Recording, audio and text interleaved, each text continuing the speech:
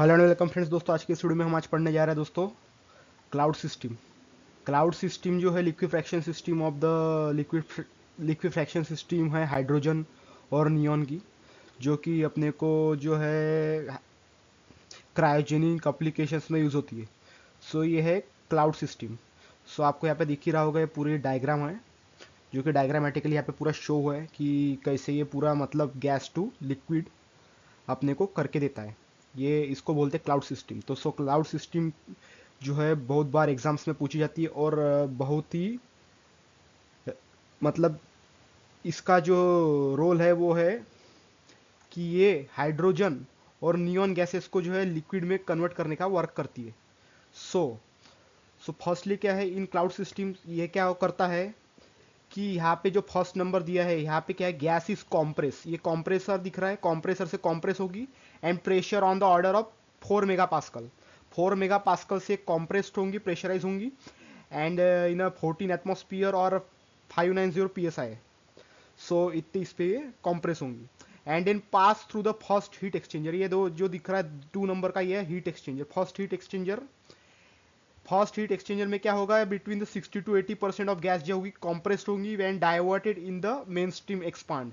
Main stream में चली जाएगी, बची कुची जो गैस है वो जाएगी पूरी मेन स्ट्रीम में। दिख रहा है आपको कर्सर मेरा यहाँ पे।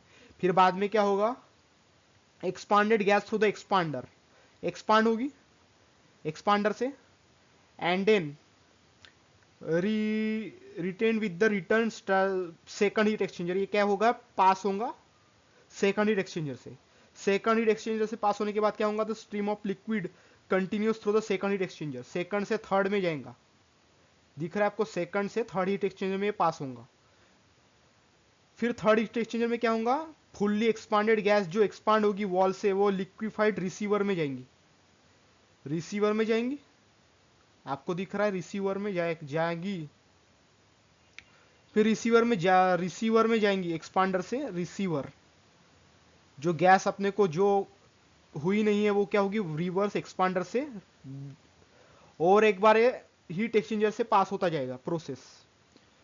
जो ये प्रोसेस जो है पास होने के बाद क्या होगा, जब तक इसका प्योरेस्ट फॉर्म अपने को मिलता है ना लिक्विड में, तब तक ये होती रहेगी प्रोसेसेस।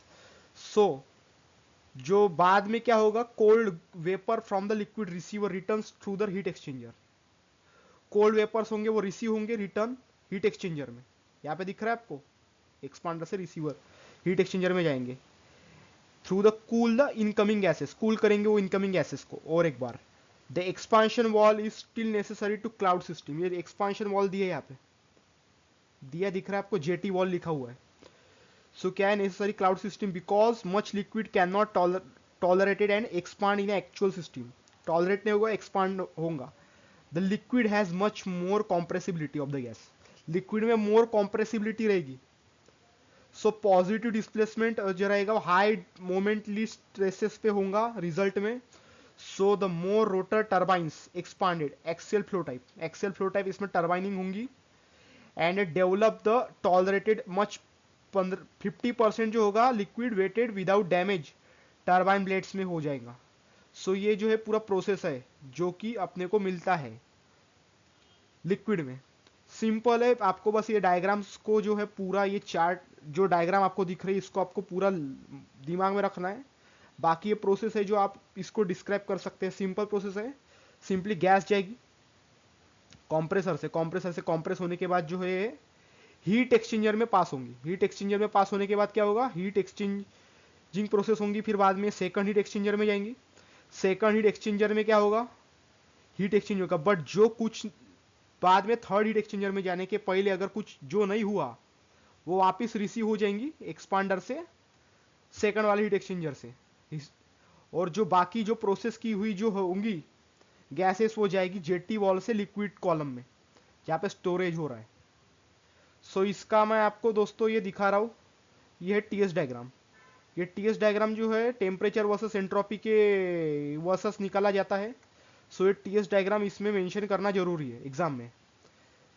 सो आपको ऐसे का ऐसा ही टीएस डायग्राम आपको एग्जाम में निकालना है और पूरा ये प्रोसेस